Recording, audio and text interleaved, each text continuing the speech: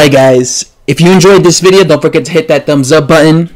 And if you're new to the channel and want to listen to daily boxing commentary, don't forget to subscribe to this channel. So, this is the question of the day. The question of the day is, do you guys think that Anthony Joshua will struggle the way Deontay Wilder did when he faces Tyson Fury? Because at some point, Anthony Joshua will be fighting Tyson Fury. That's a fight that is going to happen. I don't know when it's going to happen. You know, I've seen Eddie Hearn say he can make it in 5 minutes, which I believe he could probably make. He could probably make that fight happen next for April, because I know Anthony Joshua is going to be fighting April of next year. So I know this fight could happen. I know eventually it will happen, because it's a fight that needs to happen, right? The history of Anthony Joshua and Tyson Fury, there's history there, right? Prior to Anthony Joshua coming along and becoming a champion, Tyson Fury was the guy who beat Vladimir Klitschko, and he was considered the best heavyweight, the best British heavyweight. Of course, we know what happened with Tyson Fury. You know, he got stripped from his titles. You know, he failed drug tests. He was inactive, and during that inactive period, Anthony Joshua came along, and he basically won the titles that were stripped from Tyson Fury, and he basically became the #1 heavyweight. Of course, he happens to be British, just like Tyson Fury. So now you still got some boxing fans that believe that Tyson Fury is the real heavyweight champion of the world, and Anthony Joshua is just the pretender. You know, the guy, you know, the paper champion. I've seen some people call him the paper champion. At least that's how some people see it. So that's what they want them to fight. Just so when they fight, you could say who is 100% the best heavyweight, instead of just saying, no, Tyson Fury would beat AJ, or AJ would beat Tyson Fury. Now, again, the question was, do you think Tyson Fury will give Anthony Joshua the same type of issues that he gave Deontay Wilder? Now, when it comes to Deontay Wilder is not in the same talent.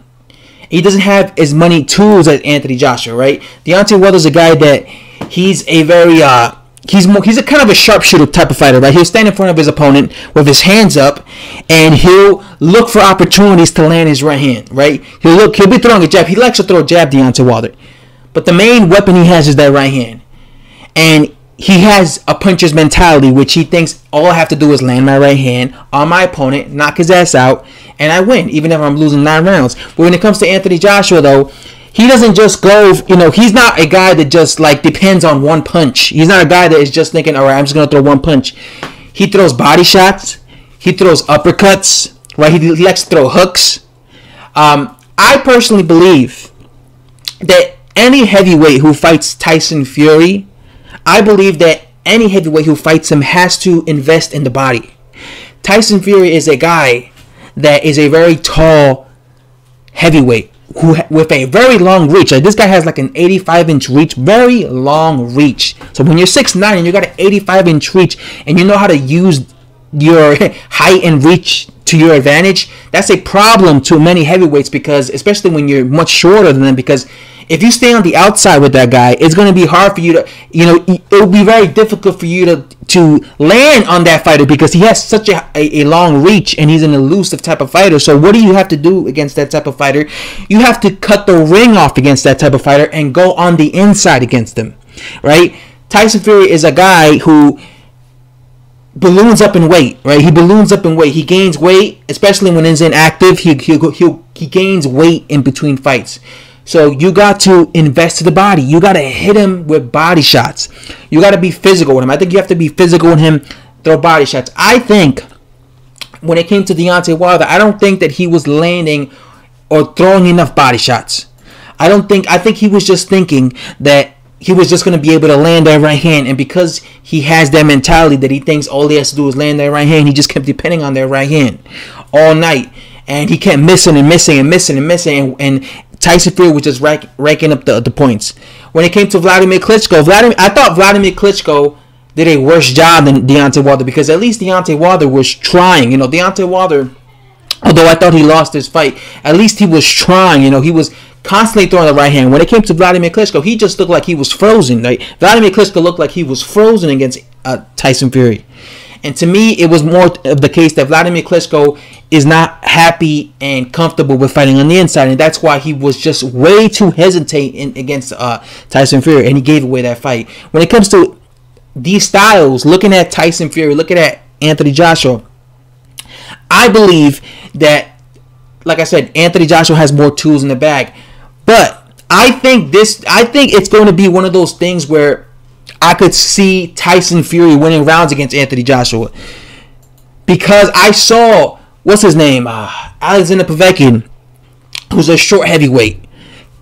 He was playing the counterpuncher. He was countering Anthony Joshua, right? And he's a short heavyweight. So let's say you got Tyson Fury in there with Anthony Joshua, and let's say he's playing the boxer. I could see Tyson Fury stealing rounds against Anthony Joshua. I think what Anthony Joshua needs to do is he needs to be physical with Tyson Fury. Like I said earlier in the video, he needs to be physical with Tyson Fury. Not do what Deontay Wilder did. Not make the same mistakes that Deontay Wilder did against Tyson Fury and just think you can land your right hand. Because, like I said, if you look at it, Deontay Wilder was telegraphing that right hand. It was so, Tyson Fury could see the right hand coming. So he knew, okay, let me just evade this right. He kept evading the right hands.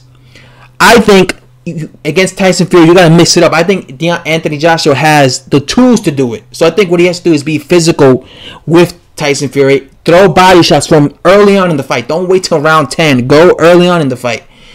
Because I think Tyson Fury is slick enough to evade punches, or to be able to evade punches for Anthony Joshua. And we have to keep in mind, Tyson Fury right now is at 60%, maybe even 50%. He's not at 100%.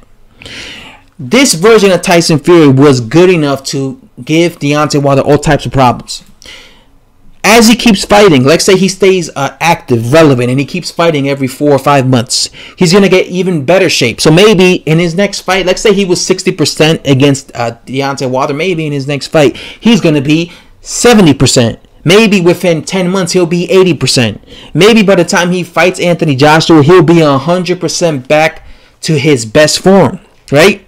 So he's going to be a lot sharper, a lot better with his reflexes, and he's just going to be overall a better fighter than he currently is now. Because right now, Deontay Wilder fought the inactive version of Tyson Fury, right? The version that was very inactive. He wasn't a busy fighter. He was gaining a lot of weight. He was abusing his body. He fought that version, and that version was still good enough to school Wilder. So by the time Anthony Joshua, that's what I think people need to realize. By the time Anthony Joshua faces Tyson Fury, he's going to be facing an active Tyson Fury, a Tyson Fury who's not 60%, maybe 80, 90%. So he's going to be a lot better than the version that fought Deontay Wilder. So I still think he'll be able to give Anthony Joshua problems. I think there's two ways to beat Anthony Joshua. I think playing the boxer is one of the ways. I think the other way, I think, is ironically going on the inside against him. I think if you go on the inside against Anthony Joshua, you could beat him. Although I don't think that Tyson Fury is a fighter that is necessarily the best inside fighter, but he does know how to use his man strength against fighters. Like I saw him even occasionally going on the inside against Deontay Wilder. He also did it against Vladimir Klitschko. He'll try to rough him up. But I don't think that's his best asset. I think his best talent is just playing the boxer, Tyson Fury. I think that, like I said, I think this, especially when they fight, because like I said, when they fight months from now, he's gonna be way better. I think this is still a challenging fight. Do I think that Anthony Joshua will lose every single round the way that Deontay Wilder did? No, because I think Anthony Joshua, like I said, he's going to be investing maybe more in the body, maybe more uppercuts. I think when he gets in close, you got to throw uppercuts against Tyson Fury. And like I said, because he has more tools in his arsenal, he'll be able to, he's going to be throwing combinations. Unlike Deontay Wilder, where Deontay Wilder was just throwing one punch over and over again all night, Anthony Joshua has combinations. So you got to look out for more. When it came to Wilder, Tyson Fury knew all this guy kept throwing is that wild right hand. So he knew which way to go. He knew which way to turn. He knew which way to move. When it comes to a fighter, if he's throwing, it's more difficult to evade a fighter who's throwing combinations. If a fighter's just throwing one punch, like a hook or one right hand over and over again, you know what to expect. You know which way to move. But if a fighter's going in there with combinations, it's a lot more difficult for you to evade those punches. So I think because Anthony Joshua comes in with combinations, it's going to be more difficult for Tyson Fury to avoid, to evade, what's his name, Anthony Joshua. But like I said, the thing about Anthony Joshua is he's not as fast as Deontay Wilder. So that's why I still see this as a competitive fight. I still see, especially if he faces Tyson Fury a year from now or 10 months from now, because Tyson Fury is going to be much better then than he currently is now. So I'm still very curious about that fight. Like I said, I'll still be leaning towards Anthony Joshua just because he is the more active fighter. But I wouldn't be surprised if that ended up being like a very competitive fight. I still think this is a very competitive fight. I still think that Tyson Fury has the talent to give a lot of heavyweights problems with his style. He's a very awkward type of style. And even though he's not a big puncher, Tyson Fury, a lot of people look at Tyson Fury and they think, you know what, he's not a big puncher, we could just walk right through him. But it's the things he does in the ring, right? His skill set that is able to still give you issues. Look at Deontay Wilder. Deontay Wilder was saying all the way up to this lead up to that fight that he wasn't going to be afraid of Tyson Fury because Tyson Fury is not a big puncher, right? So he was basically implying that all he's going to do is walk right through Tyson Fury with his right hand, because what is he going to worry about when it comes to Tyson Fury? Yeah, look at how difficult it was for him to just walk right through Tyson Fury, because when he tried to walk right through him, he was getting countered all night. So there's the thing when it comes to boxing. Just because a fighter is not a big puncher, if he has the ability to counter you, is not as easy as it looks. You know, Andre Ward's another perfect example. Andre Ward's not a big puncher, but he's a really good he was really good at countering and stuff. So fighters couldn't just walk right through fighters. When it comes to Tyson Fury, I think that's what it is with him. He's not a big puncher, but because he's good at countering, he makes his opponent hesitate. You're not going to just walk right through him. And that's why I still believe, especially if they fight a year from now, it still can be a competitive fight between Tyson Fury and Anthony Joshua. That's what I honestly believe. I'm still picking Anthony Joshua, but if Tyson Fury stays focused, if he keeps fighting, and especially if he fights Wilder again, because if he fights Wilder again, win or lose, that's, like I said, that's 2 big fights for him in a row that's going to keep him sharp. So again, that's all I have to say, guys. If you enjoyed the video, subscribe. Thumbs up the video if you enjoyed it as well. And yeah, I'm out. Thanks for watching.